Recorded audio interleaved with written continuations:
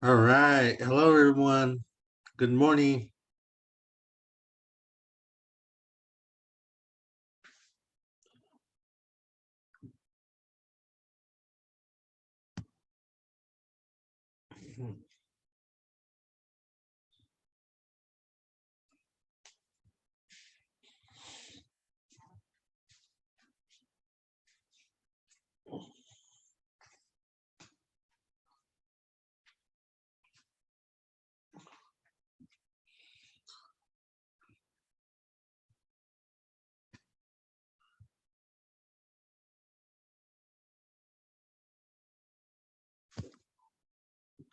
All right. Good morning, everyone. Sorry about that. I didn't realize my hair was in a mess. Um, Hello, everybody. Good morning, and welcome to the monsoon planting workshop. Where today we're going to talk about what we've been doing for um, in our history, growing traditional foods, growing um, and using the land to for um, for our survival, growing our food. Most people are new. Um, for some of you guys, so let me introduce myself. My name is Sterling Johnson.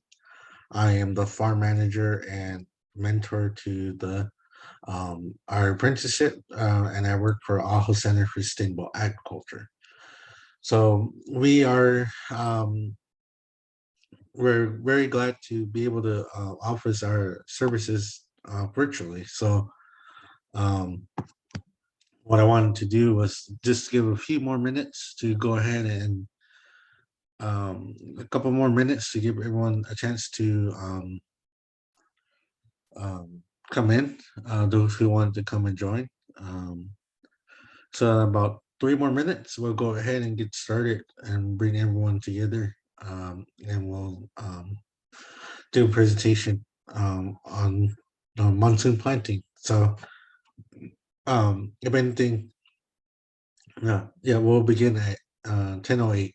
So about 2.5 minutes. So I'll just give a little bit more time for people to come in. But if anything, um, we want no, we're excited because it's something uh, that we want to be to offer for everyone. We have been doing this for a very long time, um, and with technology now, being able to present, but also be able to go ahead and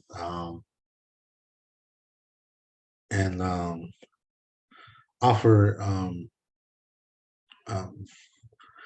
any any help. If you have any questions, what we wanted to do was just um, you get to ask us firsthand with the work that we do pertaining to monsoon planting. It is that time. It is monsoon season. It is uh, the uh, it's that time. But it's really when the things start growing, start getting ready, and do a lot better when it rains. So we're here. So if anything else, I wanted to leave room for people to ask questions about growing. Any questions? So anytime during the presentation, if you have any questions, you can put them. You can wait to the end, or you can wait, or you can put them in the chat box to ask any questions pertaining to the monsoon planting. So with that, it's almost about that time. So we're going to get ready soon. So uh, already it's 10:08. We give enough time for people to jump in. So let's go.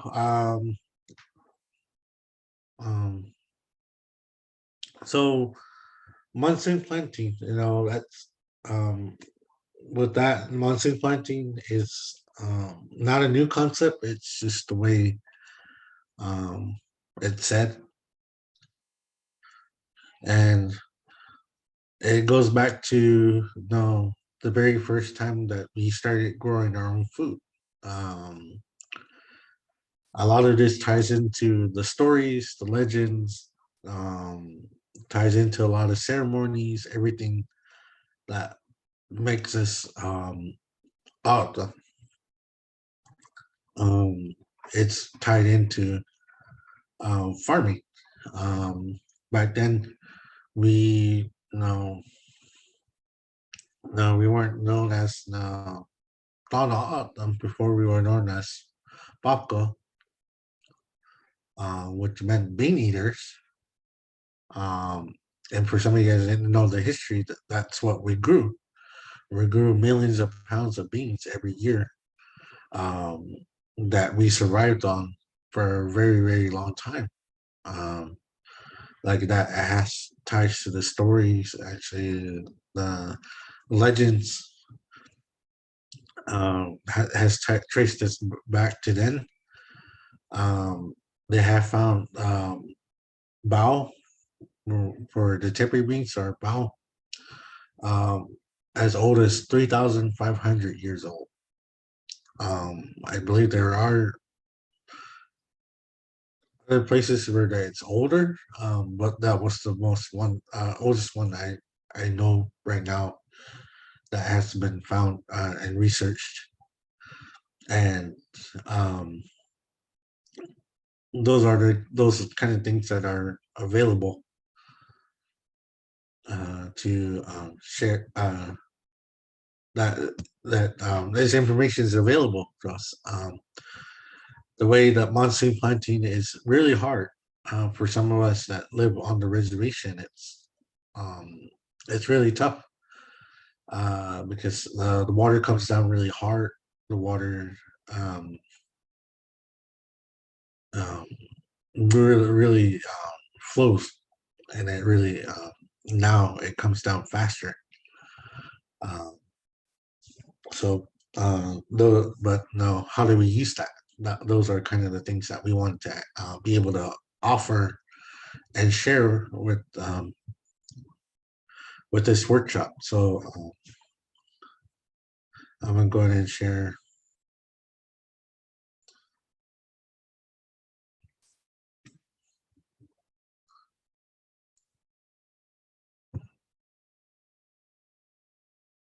Um, so like I said, we're AHA Center for Sustainable Agriculture. We are working both in AHO and on the Nation. Um, and this was about monsoon planting. So the way monsoon planting was done with the ak or the using the wash to farm. Um, so the way dryland farming was done, it was done religiously. It was done to keep with stay in tune with nature. Um, so the wash was the way where the washes are the way to tell when it's raining. Even to this day, you'll know when it's raining hard. Is when you start seeing the washes run, and the Autumns knew that already how to utilize that method that the ak the ak and then the jin, which is basically describing a piece of your body part, which is more like your mouth. Um, so this was able to so by doing this, Autumns you know use a two home lifestyle where the home during the winter was closer to the wildlife, um, was closer to the to the firewood, was closer to a lot of things, so that we could survive and come and then comes down from those homes, whether in the mountains or another area. They would come down into the flats, and the flats, um, to orientate everyone. Everybody knows where Goidak is, and Witcher Oidak, Silver Oidak, and all these villages that have Oidaks in their names. And there's only maybe one village that I know that right now that doesn't have Oidak in their name, but they have named after um, one of a crop with this. Um, Everyone knows it as Tapawa, but then actually was the original name for the village is Topao. Well, not original name. It was been told that a Spaniard was passing by, a missionary was passing by, asking what the name of this place was, and um, one variation was told that a kid walked up with white pepper beans in his hand. So actually, uh, a little reenactment, but yeah, they put the beans. They had beans in their hands, these white beans in their hands, and they said that this was topa, topa. So that's where topawa um, got its name. Or topawa is more of a modern way of saying it for people that didn't speak awesome. So as far as I know, I don't know what the original name for topawa is. There might be a different author name if anybody knows, or ask that question. No, was there another name for Tapao before Tapao was Tapao? Before no Tapao? No, if there was anything before that after Tapawa. So uh, farming ties really deep down into our culture. The fact that our villages have either food names or farming names for our practices. And so another word you will hear is called dryland farming. So the definition of dryland farming, um, so the way I have, what is dryland farming is growing crops without assistance of any irrigation, but Mother Nature, but what Mother Nature gives you, and that's is the truth, which is what we're in right now. Um, so with that, you know, some people think dryland farming is that you I had some people confuse dryland farming to that it wasn't flood irrigation like with the canal or canal irrigation. Um um or that there was um that there were some people confused it thinking that it was flood, that it was farming without flood irrigation. I had people confuse it to being um that they thought that because there was no irrigation in there was no any commercial grade irrigation like canal or ditch irrigation with black pipes or anything that that's what they thought dryland farming was. And dryland farming is basically no irrigation. There's no there's no there's no uh, access to water. Um, but it doesn't mean that a place that you can do um, um, there are places that we can do um, can still have irrigation, but don't use it. So it can still be a dryland farm without having to use any assist to irrigate.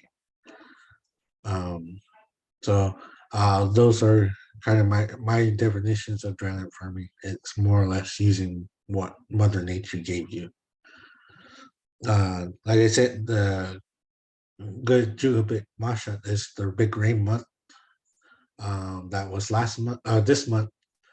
Next one is the short planting month, which is um, where you can still plant some stuff and debating on what the weather is going to be like, whether we're going to be cold earlier or stay hot longer. Those are the kind of things that, um, as autumns, we knew what was coming, but we knew that this month, the big rain month, was here. It's here.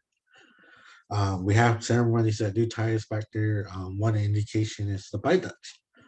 Last month, Bai Dutch was ready to be picked and processed and used for the rain ceremony and calling forth the rain, bringing the rain for the farmers, for the animals. And now that's one of the things that we learned to to do. Um, oh, a quick other thing too. Another definition of dryland farming is that, um, and I'm hoping we have our other. Right now, it's just me. I was hoping to hear from Nolan Johnson to talk about the dryland farming and Golik.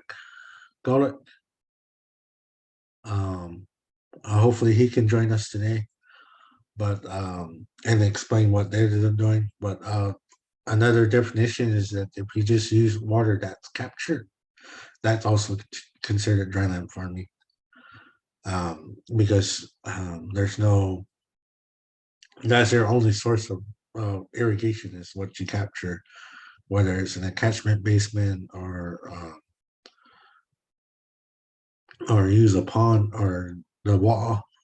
That's another way. But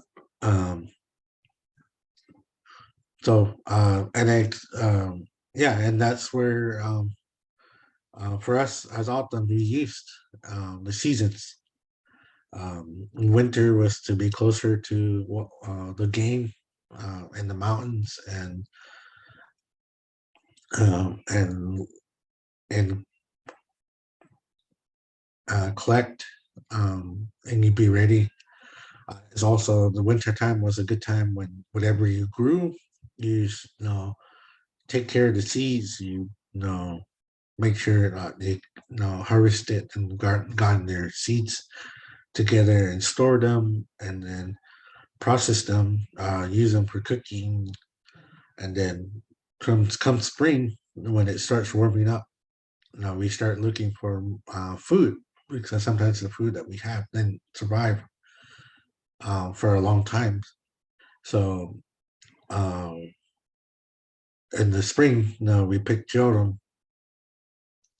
Uh, we pick jorum to get us through before the monsoons come. So and then when the monsoons started coming, that's when the fields were prepared and prepped. So traditional autumn seed. So this is actually so at the AHCSA, we run a program called Adopt a Snow and Desert Crop. Um, Geographically, as the world has it, we are in called what is called the Sonoran Desert.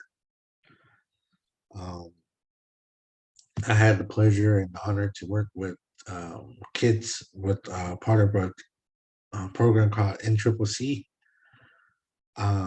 is which gets kids from all over the U.S. and I was able to bring them down to the reservation and talk about the lands and had them see this part of the world, the U.S. And most of them were intelligent, really smart, knew a lot of things, gone to were highly educated, when they didn't understand what the Sonora Desert was. They thought, for some people, they thought the desert was like a sand and a cow head and a snake coming out of it, and not knowing how we're in the most diverse desert in the world. There's nothing like this anywhere. Um, and it's really amazing that we have food that can grow here as part of our adopt a crop program. We have labao, or Mitagan call it tepi beans. So we have the the totabao, the white, the swambao, the woogie bao. Depends on which beans, whether they look yellow or they look red or the brown. Some people call them brown beans. So the brown tepe beans. There are other varieties of tepe beans that have grown. We're actually growing out um, a couple of varieties that have disappeared from the nation that we're bringing back. We also have one. Um, we have Pima lima beans. We have Miron. So we have the Curibasho, um, uh, so which is the old man chest melon. So we have the Curibasho. We actually have the yellow meated watermelon, the small Miron, and also have um, the un, which is grounded up, which is roasted over the fire and grounded up to make kaitza. So all these foods, and some of these foods have been here for thousands of years, like the bao, the ha. The oldest one that they found so far is about 2,500 years old. Um, so the squash has been here for a very long time. The bao has been here for a very long time. Hun is almost about the same age as the oldest variety that they seeds that they found was about 2,500 years old. I think even older. But all these foods have been in the autumn culture for generations. If you think about generations, there's at least three generations that will fill up a whole century. So imagine how many generations that these seeds had to be passed down, had to be taught, shared, um, to be able to have the seeds that we have now and be able to thrive in this desert. Um, some of the things that aren't listed right now um, is the uh, suna, the figs, uh, carinayo, which is pomegranate, um, and actually the yellow meat watermelon. Its origins was traced back to Africa, and the yellow meat watermelon has only been in this area for a few hundred years. So, but these are seeds that survived our desert, and we have taken these seeds in and and really made it our own. The fact that we changed um, some words to include it. Carinayo is Granada is the Spanish way of saying it, and then the autumn way is Carinayo. It just we took the word and made it our own, and so that's how we are able to have these things, have these seeds, and they survived here. Um, so one of the things that we're actually currently growing right now, and actually I can get to share it. That we actually do have um, we do have yellow meated watermelon. Oh, and we have squash growing. Not yellow meated. We have squash growing right now. Um, we're just now starting to see the baby hot mama come out. But this was a squash that grows has been growing, and it grows really well, especially when it has access to a lot of water. Um, like that, just like zucchinis, you can you can use them when they're small. But right now, we're just starting to see them to start produce um, to start producing. So we're actually really excited for us. It was a tough time. We did have a lot of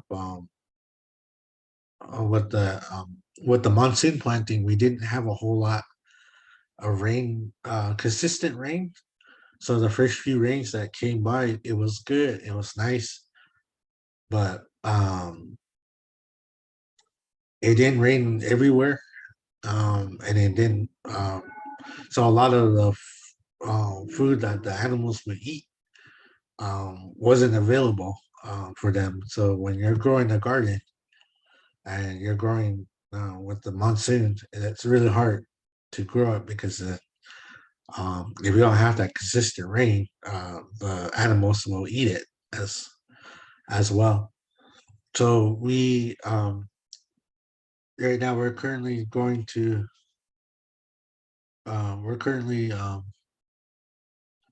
are growing out more.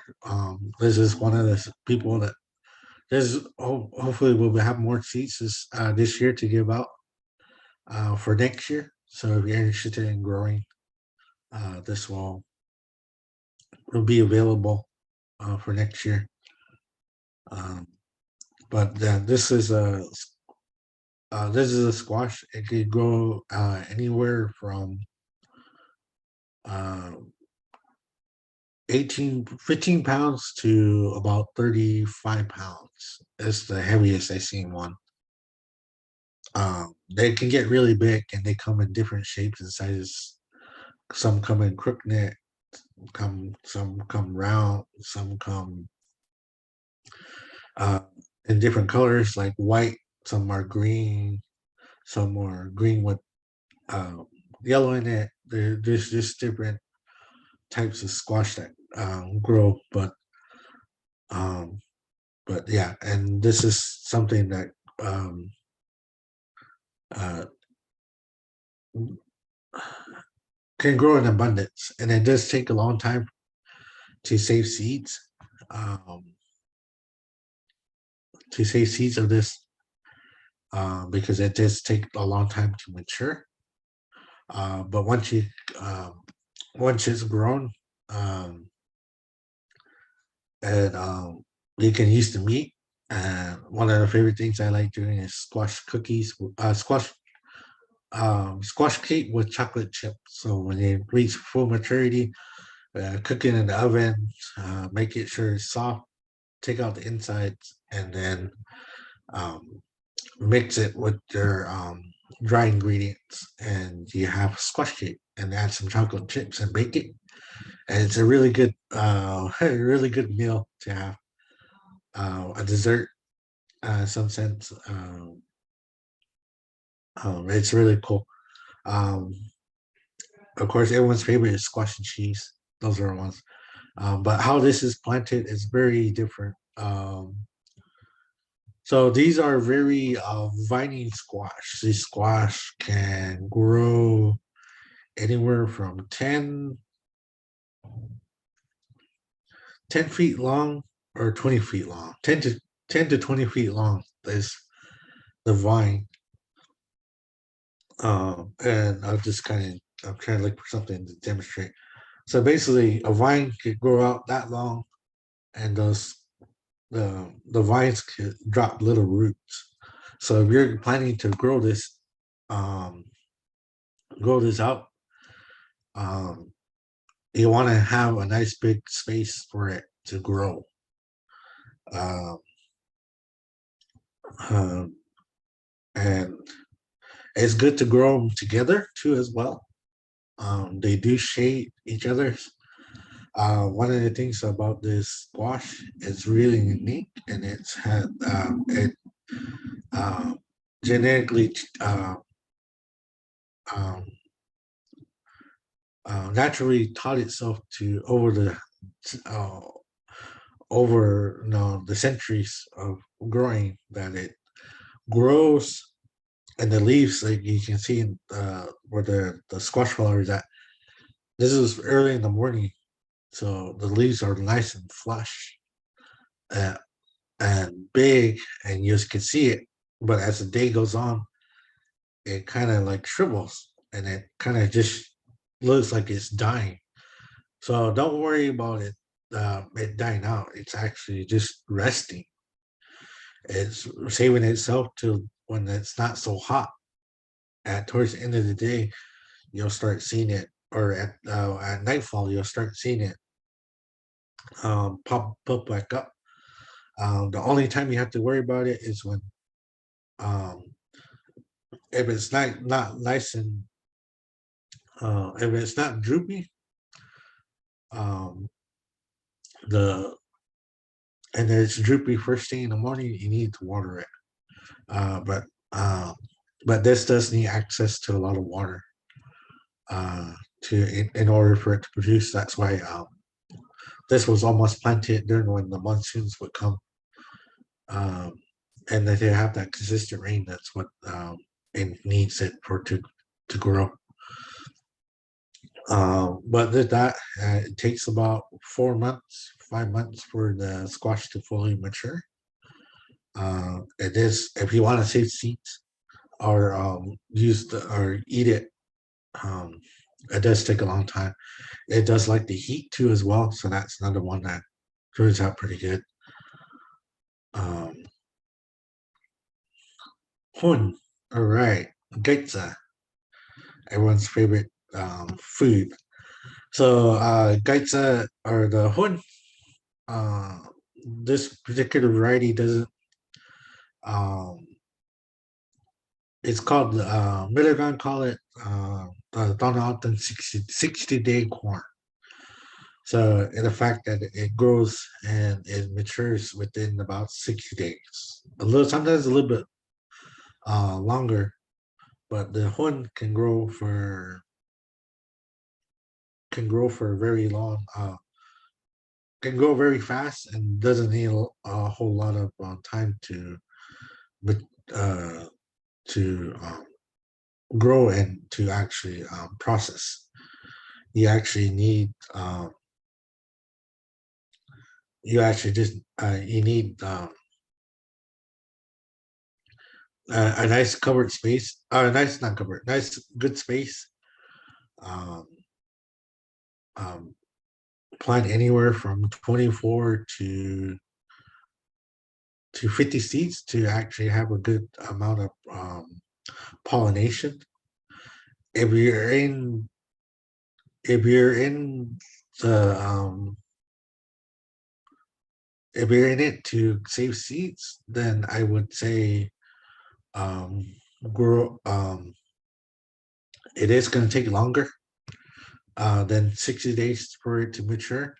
The best way I know that if you're gonna save the seeds for to plant again to reap for saving seeds is that you would want to wait until the so right now this is probably about on the bottom corner left corner on the screen.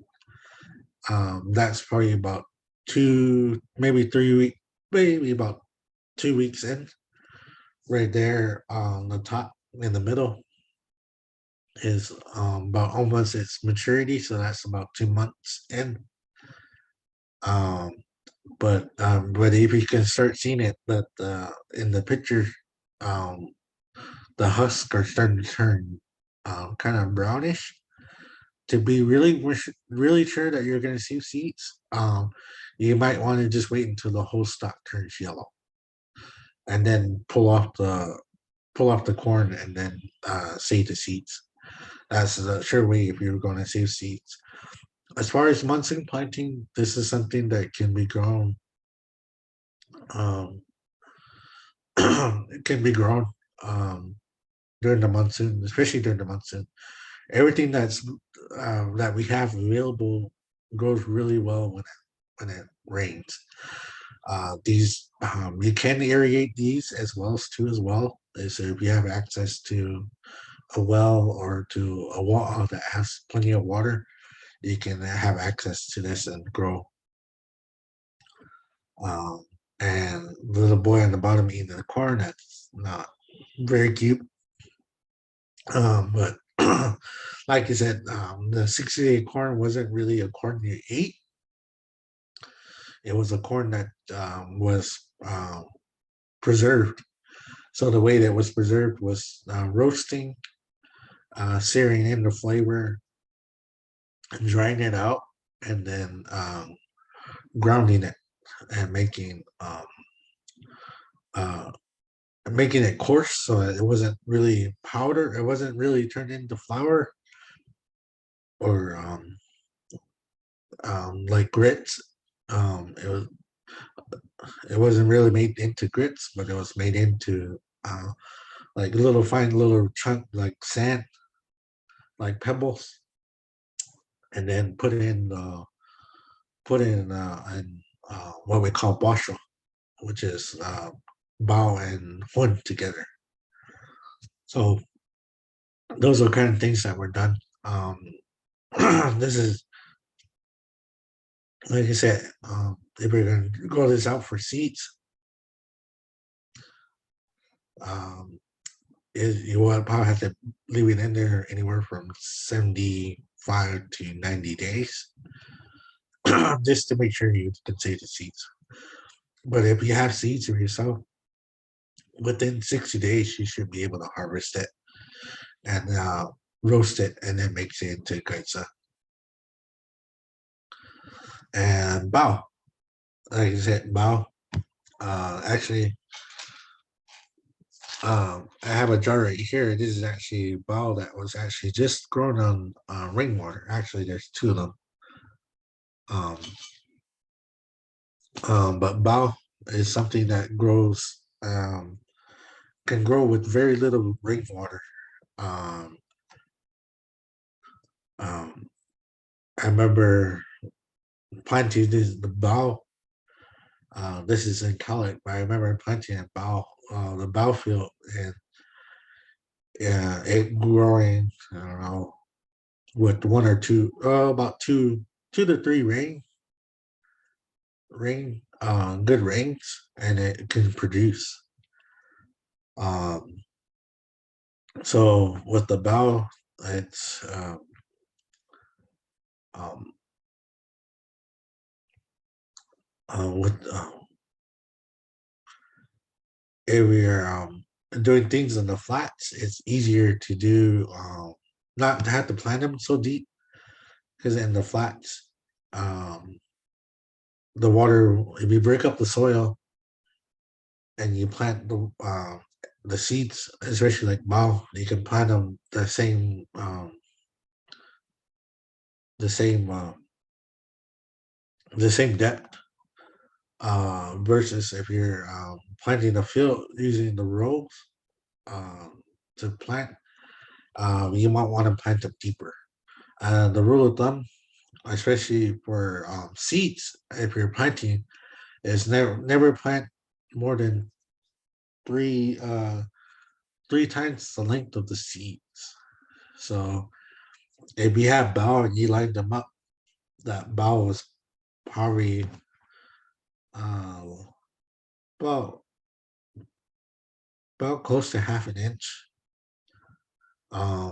But with monsoon planting, especially if you're going to do the auction method, you want to plant them even deeper. So even 2 inches are um, will be good. The reason why you plant them that deep for any of the seeds that we have or that's being shown is that the moisture, especially with um, the autumn farmers chose the clay soil to grow out the food. So all that clay, it hardens up. But what's really good about the autumn seeds is that they find a way to go through that hard soil. So the moisture is deep into the ground and they pop up like the way it is right now. Now I can bet you that those seeds are probably about 2 inches deep, and all that rain that came down or soaked into the soil is deep in the soil now. And there's been times that we dug it up and right side by side, uh, you could see about an inch of the topsoil be dry, and anything below that had moisture, and anything below that even had more moisture. So those roots are really going driving through into the hard soil, that clay soil, and soaking up the moisture, which is helping the what they call photosynthesis, which is the process of making glucose for the plants to grow. And with the sunlight, it grows this, and with the rain, the monsoon rains that come, amplifies the growing because if you use anything that comes from a treated water, it has some remnants of that natural rain, but it also has chemicals in it. So when the monsoon rain comes, of course, everything grows because it's pure rain, it's purity, and it's growing really good. It grows everything really better, and that's where um, for some of us that don't have access um, to a well or anything like that, it's harder to grow food. But no, if you do it right, you can, and you set things up right to capture the rain. Um, those are kind of things that are that can be done. So the bow. So right now we have the swan bow, the woody bow, or the yellow, red, or brown tippy beans. The white, there's strook bow that Ramona Farm sells as well. Um, those are the kind of things, and this is a bush plant. So what happens is it makes a big bush. It spreads over, and what's really unique about this that that's from the corn. The corn just needs water, and it does need water for it to grow and produce. Not as much as the squash, but the bow, it can it can go through the peak of the summer when it. I remember being in the field at Papago Farms, and it was 118 degrees, but these seeds were still there. The plants were still there, and they were just it was really unique that the fact that they kind of well they what it ends up doing is they just like the squash, it has this defense mechanism to protect itself. So the beans actually face the east in the morning and kind of follow it all the way until about noon, and they stop and they kind of protect itself. It stops um, absorbing the sun, and then when it starts getting towards later in the afternoon or the evenings, it pops up again. But this one can do it, repeatedly. I gone almost a whole month without, well, a month and a half without watering it and Papago Farms, and it still survived. Um, but yeah, no, the beans can grow, especially in clay soil, can grow really well. And regular soil, they just do just as good, or even just as good, and or even better because they have that consistent irrigation. They do really well. Um, but nothing compares to the dryland farming or the monsoon planting when you have bow. They're just something better. Um, Actually, some people ask us for the dryland farm bowl because it cooks faster and it just has a better taste to it. So with that, um, the clay soil just helps everything grow, especially during the harsh months of the summer. So yeah, this is octane farming. So the way it works on the reservation is the rains. Most of us that live near south or close to south or barbecue peak, I would say, know that there's washes. Every almost every village has a wash, and everybody knows that if it rains in the mountains, you got to be ready. But that's where the octane farming came from. Is where the autumns, took that time to wash the water and figure a way how to use it. And that's where the auction farming method came, and different techniques. Because this is on the south part of the reservation. This is in Wichita, where I'm from, and where I grew up. This is in Wichita. So, but yeah, this was right before the rains came, and this was last year in 2021. So that was even better rain. So this was really cool to actually see this. This is the field. So many fields can come in different ways. Um, uh,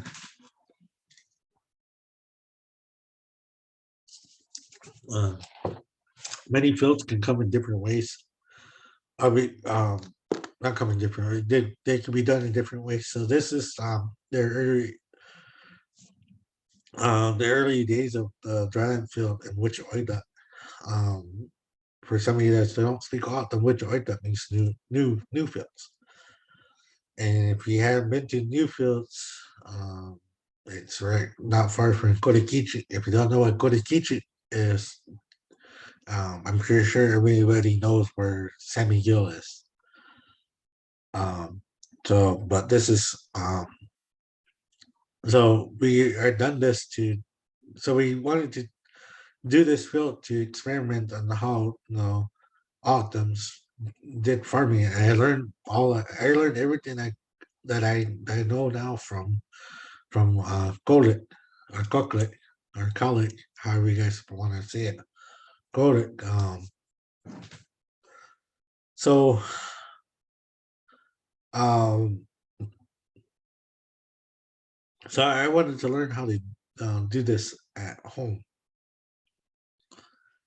So every year I'm learning something new. I'm learning something different. Um, and the way that things are happening is really cool. It's exciting.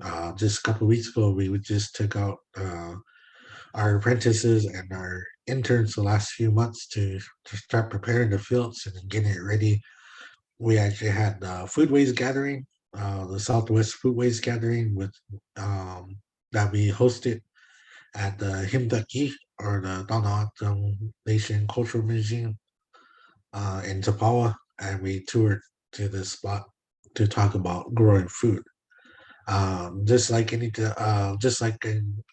call it this is clay soil, and it's really tough. This was really tough to break in the beginning because how the nation does the work. Um, it, well, not the nation, the NRCS, so the government has been monitoring the land and the way that the clay soil works, especially on the nation. It's that the rains really just um, turn the clay soil almost into like concrete. So everything skates on top of the soil, and and it's almost like concrete. And it only softens up so when we get rain, So if you're planning to do a small oidak, now um, use best the surroundings. Things can grow in a sandy oidak. Um, you, where I grown bao and hun and ha in sandy soil, just with compost that you can buy from anywhere. Um, but this did really well. Um, but they did really well in that sandy soil with just compost. But if you have sandy soil in your area, you you can work around it. Um, but uh, back to this, there are tools. That big old fork thing that's called a broad fork. The only way you can get that I know is that is online. A place called Johnny Seeds, and that thing is a lifesaver. Man, that thing can go through the soil.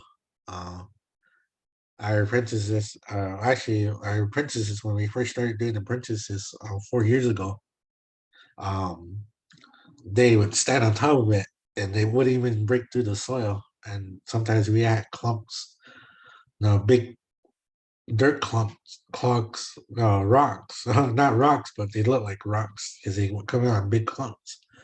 And they would, no, they would be, 2 feet long, 3 feet long, and they'll be about a foot and a half down. And then I would have to break up that clog and kind of and loosen up. But now at the point we are now is that we're able to once you start utilizing your soil, it starts to breathe a little bit, it starts to loosen up, and because you're adding microisms that are starting to take care of the soil and loosen up the soil, and it's really good. And it's really good to me. I really like it because it activates the soil, activates, and by doing that every year, um, the soil has become more and more easier to use because before it was really tough. Um, we really have it was really over the years it loosened up, it softened. It was before it's not hard where to break up the soil anymore. It's pretty easy now. Um, to actually break up this whole soil in this area took about 3 days. Now it takes about a day now. But continuously working your soil and doing that, and that's what I loved about the Optums back then. Our ancestors is that they really utilized the area to capture the rain and to utilize it and to soften up the soil. And by doing that, you're capturing water, and anytime you're using your soil, um, the way that tell us, they tell farmers to do it now, especially on the East Coast, is to make sure that your soil is like a sponge, so that your soil can take more water in than what a normal soil would take. So that's so I want to find a way that's natural to do that. So that's one of the things that I'm working towards is to create that natural sponge. Right now, it's doing really well because the water is going into the soil and it's absorbing, but and it's taking all the water in. So the way that this was done, it was I chose a part, I fenced it in.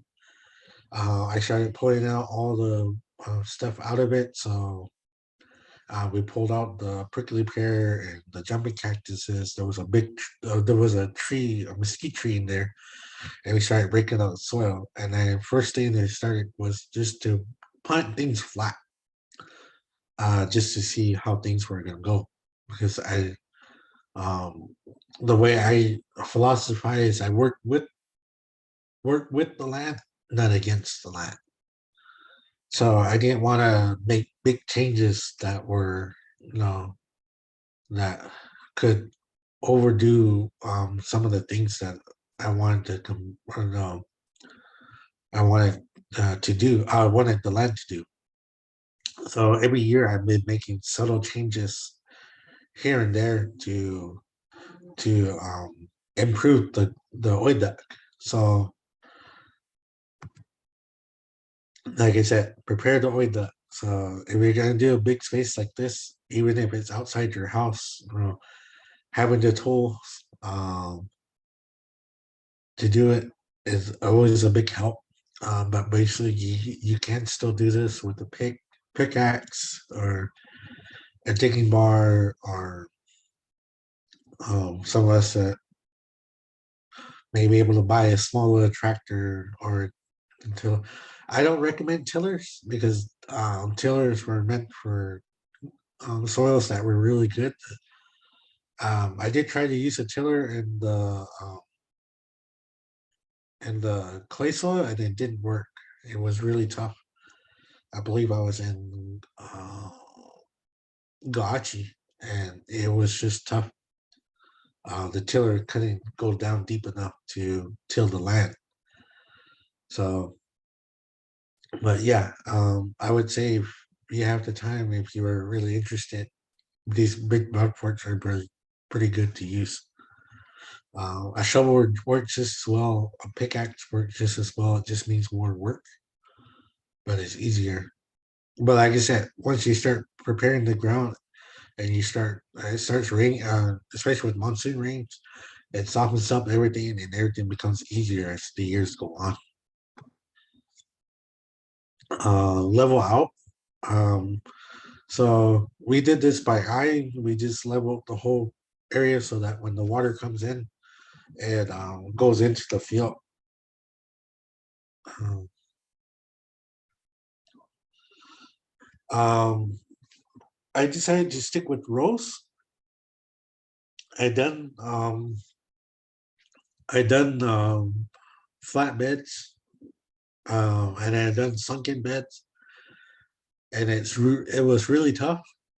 Um, because sometimes if you did sunken beds and it rained really hard, that water would sit on top for a couple of days, and it would kind of hurt the seats. So I done flat to one point. It was working good, but once after a couple of weeks of rain, or not a couple of weeks, at least a couple of times it rained, the soil started to get hard on top. So anytime it rained, it would just slide on top. So what you didn't see and what it explained is that there's actually a big berm around the fenced in area. Um, one facing because the water comes from the from the east.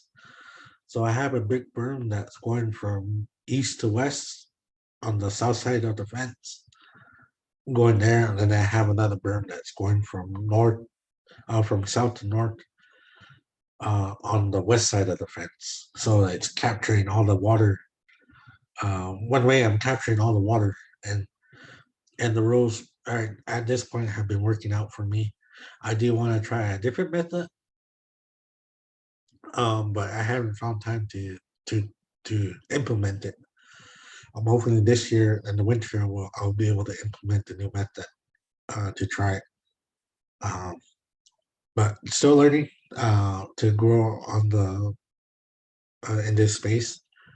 So and then planting.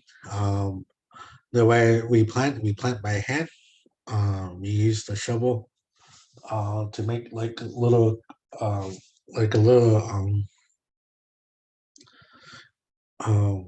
trench on top of the rows, and then we plant the seeds in there.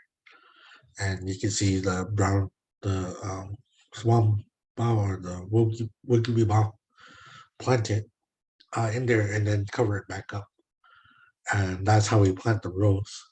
Um, how we make it? Sometimes we get the shovel, get the shovel, and we just drag it to make the little trench. Or sometimes you use the big if you have a pickaxe with a big white head, you will use that to just make the roll, um, put it in, and then kind of like slowly just make the trench. That's another way too as well. Um, because this is clay soil, there still are clumps in there, as you can see in some of the pictures. And the pictures, there are still a little bit of clumps in here. So planting with a planter, I haven't tried that yet, but I like planting by hand because you're giving that those prayers to the seeds to grow. You're giving it energy. You're telling it to grow for you, for your family. So I always like planting by hand um, because you're offering that energy. You're offering that to the Creator, to everyone for the food that you're gonna grow. Um, so that's planting. Um, the way so beans and corn can be done this way. The oats moon can be done this way. The cowpeas, squash, um, the squash and the yellow meat of watermelon can be done differently as well. Um, they can be done in the holes, so you can make little holes here and there and plant beans here. Now plant 4 seeds together, 3 seeds, 2 seeds, 1 seed together. That's and then grow it. Um, I've seen I've seen the yellow meat done in sunken beds and raised beds and flat beds. I we even done a big trench like a canal done with a blade that was run on a tractor, and it looks like a canal. And they planted seeds in there, and that was another efficient way of doing it too, as well. Especially if you want to capture all the water. Um, but yeah, there are different ways you can do these things. Do these. So uh, after you're done planting, this was right before the monsoon last year. Uh, right before the 4th of July. Um, we went out there, we planted it, we prepared the soil, we moved some dirt around, and this was at the beginning of the morning. This was probably like at 9 o'clock, and this was about 1:30. So these weren't too far from each other, a few hours, and the rains were about ready, about ready to hit, and I had to hit it back. So I was getting worried while I was going that um, I was gonna be stuck in the wash. But yeah, that's just monsoon planting on a small scale. Here's a massive after pictures. So um, the rain came in. Like I said, there's a little berm that I built to capture the water to let it seep into the clay soil. Um, um, and this is what it looked like after. So these are just um, yeah. So this was after the rain, and then after the rain had sunk in, um, seeped into the soil. Um, yeah. And this will happen a few times out of the monsoon season.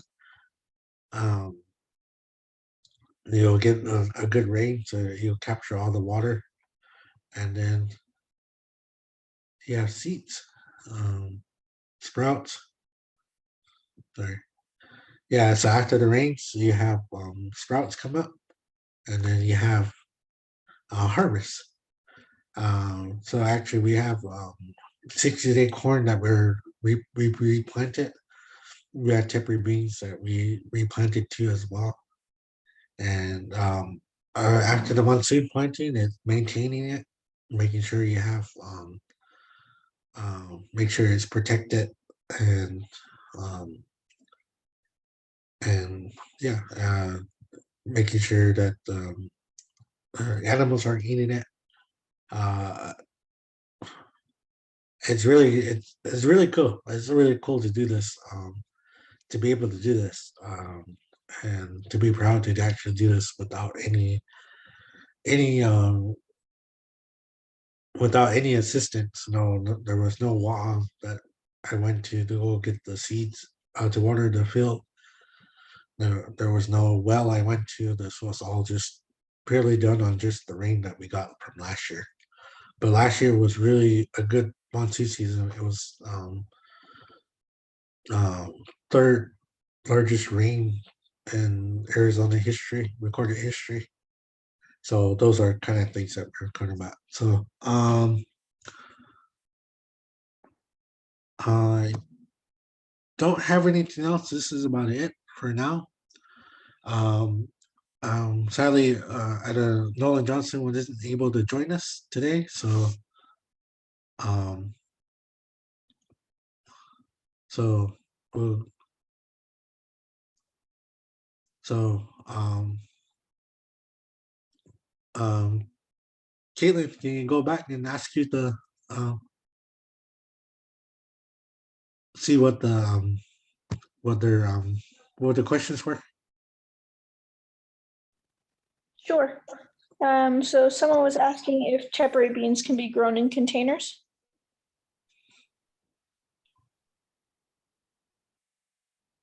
Temporary beans. So temporary beans can be grown in containers. I haven't tried it before. I have done it in a raised bed that was could be considered as a big container. Uh, the bed was probably about 5 feet by 4 feet, and that was the width and the length, and probably about 3 feet high. So that I haven't tried. Now you get me wanted to try it now. So I have done it in a raised bed before. Um, so um, I would assume that they could try it, but that's the beauty about our program, the Adopt a Snore Desert Crop program, is that you can actually get the seeds and try these things, and we can share with us how it went for you. That would be great. We're just trying these different things out like that. Um, and have worked in different types of soils so that to see what works and what doesn't work for the seeds. But mostly everything that I tried has worked out pretty good. Um, what was the other questions, Ken? Okay. So someone was asking if after harvesting, if you could leave the plants in the ground to add more nitrogen to the soil.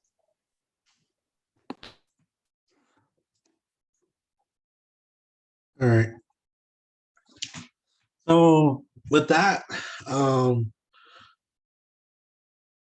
Outcomes really didn't use chicory beans um plants to put into the soil. There was no way of what you call like composting. But however, I'll give out a shout out to our partners at Mission Garden that we partner with and do workshops. So if you want a hands-on experience about planting, we do every third Saturday of every month planting traditional foods. So right now we've been planting corn. We're actually getting ready to harvest corn and roast corn. Our partners at Santa Beer are roasting corn tomorrow for anyone that wants to pick corn. So if you're free this tomorrow, you can come join Santa Beer and pick corn. If not, we have the third Saturday at Mission Garden where we're gonna actually be able to harvest some of the first corn that we planted with them. Um, and I mentioned them because they're the only ones I know that has used the temporary beans um, um, uh, plants to so the to use as a way to turn back into the soil. So it can be done. Um, I seen them do it because I actually was there with them when they did it. So it can be done as well. What was the next question? And then the last question I see here right now is if there's anything that can be planted now and when is it too late to plant?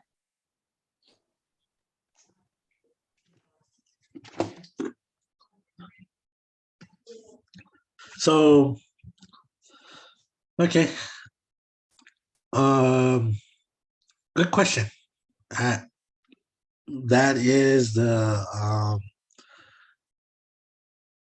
that is the farmer's dilemma.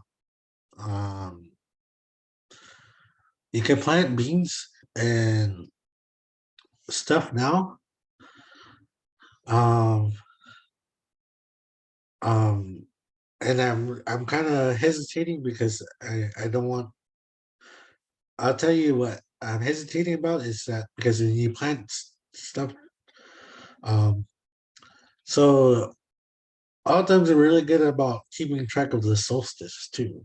There was parts of the mountains that we use for measuring the solstice when we learned about when to plant things. Our other farmers just found a way to do that. I use the solstice because I know at some point, we're gonna get to the peak of the summer, and then we're gonna slowly start moving back. So then, over a month ago, it's been over a month ago since the solstice happened.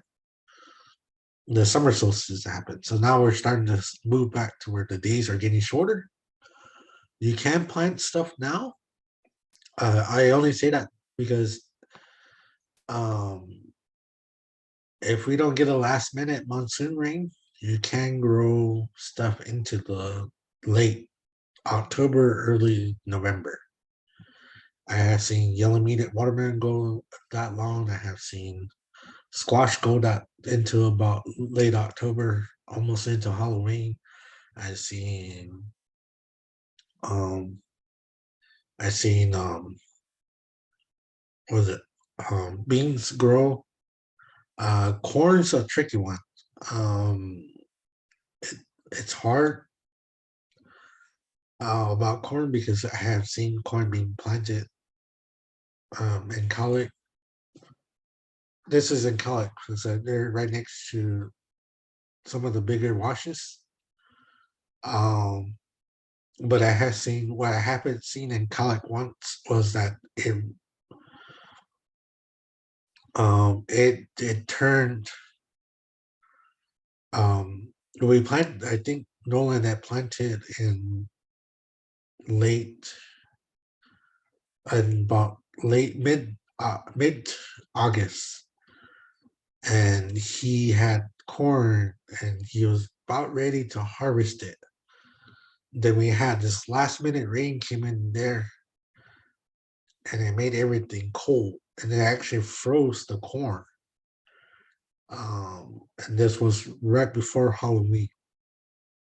So yeah, harvesting's gonna be tough for corn. And I think it took longer because it wasn't as hot and there wasn't that much daylight during that time. So even though it's short, but it does need a lot of heat or warmth to grow. But yeah, you can plant everything now um, and get ready and get ready to get ready and plant um, until about the to me I'd say the first week of August and that's about it. But however, we do have stuff that we do I have taken into as a part of my culture, bitcoin or wheat, the white snoring wheat can actually start being prepared to be planted. We have the Ito onions that can be planted next month. Um, so there's a lot of things that can be planted that can go into the ground next month. Um, so first there's a traditional planting period and then there's a non-traditional planting period. Those are kind of things that will be able to start having workshops on virtually and in person too as well, and for next workshops coming up. But other than that, I'd say just plant. A farmer, a farmer said, uh, "You're not farming if you haven't failed." Meaning, if you don't give it a try, how would you know? You're not farming. A farmer is always planting. A farmer is always growing, and a farmer is always preparing for what can be planted next. So whether it grows or not, as long as you're still planting, that's the only way you know. Um, Anybody have any questions? If someone didn't want to put it in the chat box, they can ask me right now. Um, so I'll open it up for anybody that has any questions on the over Zoom.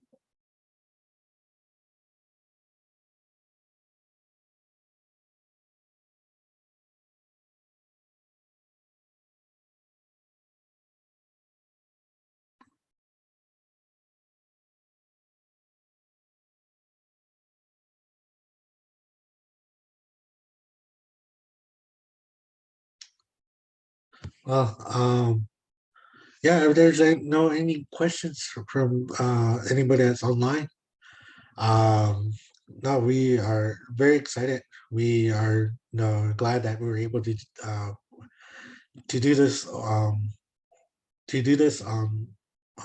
over Zoom, and hopefully be able to have things in person like we do at Mission Garden. We're hoping to have our space open up soon, and that we can have in person. Um, but yeah, any questions, you can get a hold of us at the outreach at allcsay.com to send an email to get any of the seats, or you can meet us at any of our events like Mission Garden, the traditional farming um, workshops every third Saturday, or you can meet us at the Autumn Farmers Market today, where we'll have have the seats available to give up. And yeah, I'd say just plant regardless. Um, and if you're just starting out, if you're just starting your soil, it's even better to start now, to start the process of that, activating your microisms in your soil, so that if you don't get any seeds, you can always come back, get more seeds for us, and plant again, and plant earlier, and you will have seeds or you'll have crops to harvest for next year. So, all in that, today, Autumn Farmers Market from 4 to 7 on the east side of the South District office. We'll have our program to adopt the snow desert crop, where you can get tepi beans, the yellow meat watermelon, the bao, some of the squash, um, ready to be ready for you to pick up and plant.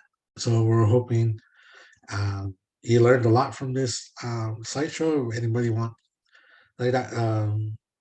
If you have any questions, you can always reach me at sterling@ahocsa.com. Um, or you can, if you want seats, you can come to our events, or send an email at outreach@ahocsa.com. But thank you all for joining us, and we look forward to seeing you guys grow food. Um, I love seeing people growing at home and growing at their villages or their um, houses, or however you guys plan to grow. Thank you guys. So everything else, have a good day, have a good weekend, and happy planting.